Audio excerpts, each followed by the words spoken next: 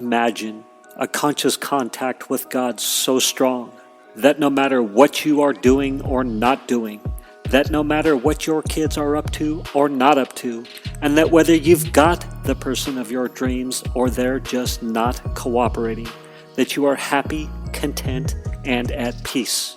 A space where everyone else's thoughts, attitudes, and actions are beautiful and exactly as they are supposed to be. Well, this is the space where I like to play. My name is Mischa Z, and this is today's Bitch Slap. Join me as I shed light on the thoughts, actions, and attitudes that are causing you pain, and we train our minds to go to the capital S inner self, the joy that is waiting for us, the God within. I am going camping in a few days, and it hit me. Oh no, I've got to have podcast episodes teed up and ready for Friday. So I have to have my interview published for Friday, Saturday, Sunday, and Monday. I've got to publish 4 episodes, have them ready. Batch publishing, I'm not sure quite what the term is. After publishing 287 episodes, that's how many episodes I've published. It'll be 300 by the time you hear this, which is pretty awesome. But I am going camping to step away from it all for 3 days up in Mammoth. We'll be doing 10 miles a day, so we'll probably clock 20 to 30 miles in 3 days. So that'll be super fun. Mammoth Lakes, June Lakes, up in by where is that in California? Kind of on past Whitney and all that. So very excited to get away and do all that. I was on a couple things I wanted to discuss. I'm trying to get in the habit of say what you're going to say it, then say what you've said. So where was I? Oh my gosh, I already lost track. I can't even tell you what I was going to say. So I could say it and then tell you what I said. Had tremendous insecurities about my podcast, and I was just doing a little journaling, a little prayer, writing and such. And the thought came, don't worry about your podcast. Keep at it. Just keep at it. I've been thinking a lot about finding my voice. People talk about they have found their voice, or they're finding their voice, or Russell Brunson is like, just publish every day and soon enough you'll find your voice. And I'm thinking, what the heck does that even mean? Find your voice? Because I definitely don't know if I'm any closer to finding my voice.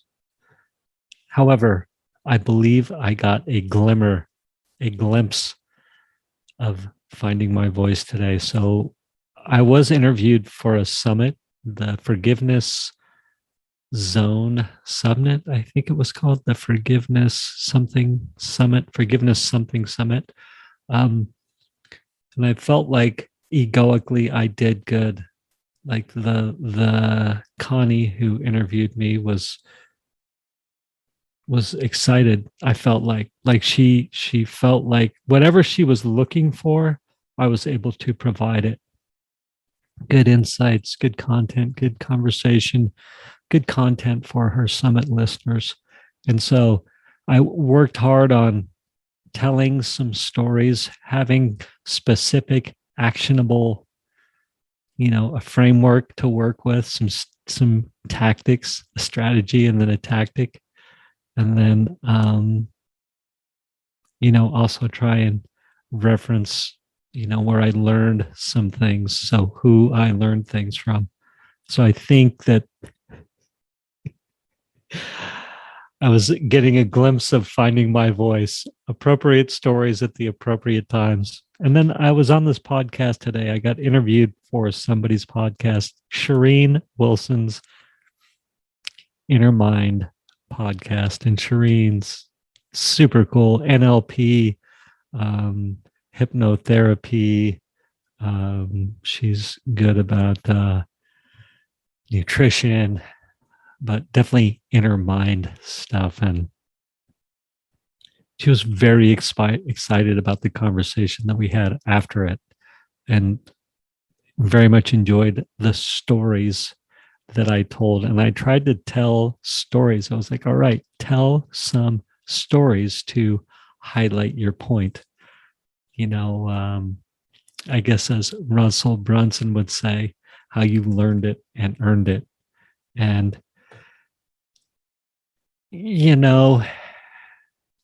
I definitely felt like I had this moment of, I think I'm finding my voice, but it was so fleeting. Whatever that thought was or idea was has since slipped away. But that's all right. To have it for a moment was super cool. And I think sort of what finding your voice is perhaps is being able to be meaningful in my conversation, be useful, of service, helpful, you know, like getting a little bit closer to what is my niche. Um, but as I've said many times on this podcast, I have been in recovery for decades, 3.5 decades, and it started for me when I was very young. Recovery took hold for me when I was 17 years and 9 months old. And it's been, sobriety ever since. Been very active in recovery in 12 steps. And what was really cool is I've made a commitment to try to bring those stories, that lens of my life to audiences that normally wouldn't get to hear it, I guess is how I would say it. So it was fun to tell stories that I might normally tell in a different environment, in a new environment to a new audience. And it felt like the payoff was really good. And so that was really empowering, I suppose, is the word I would say. Or again, a moment of, oh, maybe I am finding my voice. To have those stories resonate, be poignant, carry a message, carry learning for somebody, where I was able to teach and give somebody insights outside of the normal environment that I would present those stories to, was very cool. So I'm very excited about that. That was one thing I wanted to talk about there. I'm not doing a good job of what I was going to talk about, what I talked about, and then you get it. So another really cool thing, I've been needing to, I just was able to let go of a lot of expectations and a lot of I need to be done, or need to have this done, or I was feeling a lot of pressure coming out of the summit of needing to have email sequences done. And it's really funny, man. I've been wanting to get this email out to the summit audience about, hey, it was recommended to me that the first email you can send that should be easy is, hey, I've got this podcast. Listen, check it out, follow, subscribe. Well, it took me 10 days to get that email out. I've got it prepped. It's ready to go. Now my who and active campaign need to cooperate with me so it can go out. But effectively, it's written and teed up in the sequence. But I woke up this morning convicted. I just knew in my heart, you're getting this done today. Just get it done, get it teed up, get it ready. And I guess what I'm going to say in that regard is, I knew that it was going to get done, that it was okay, that it's all right that it took 10 days instead of 1 day. What else? Just this pressure.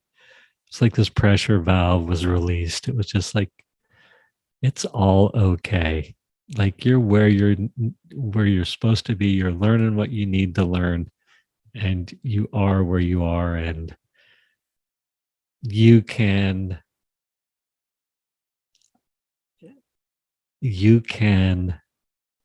take extremely messy action and still be, I don't know if productive is the right word, but carry a message, effective.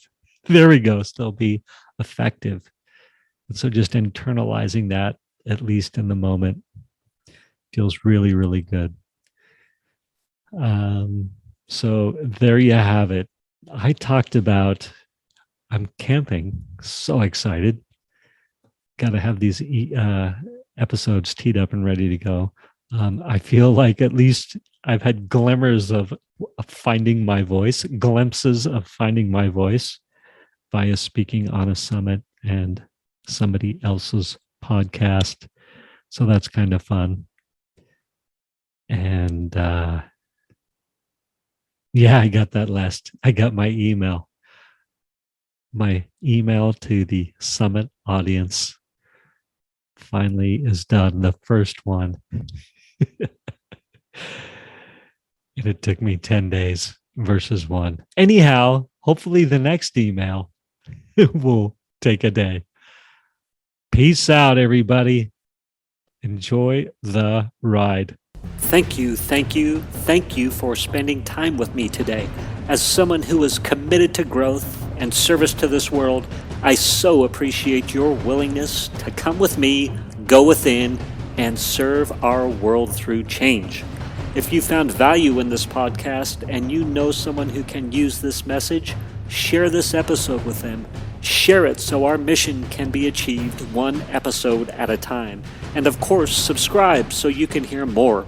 And lastly, for more resources on what has helped me on my journey and can help you on yours, go to belove.media/resources. That's BELOVE.media/resources. Thank you again for listening.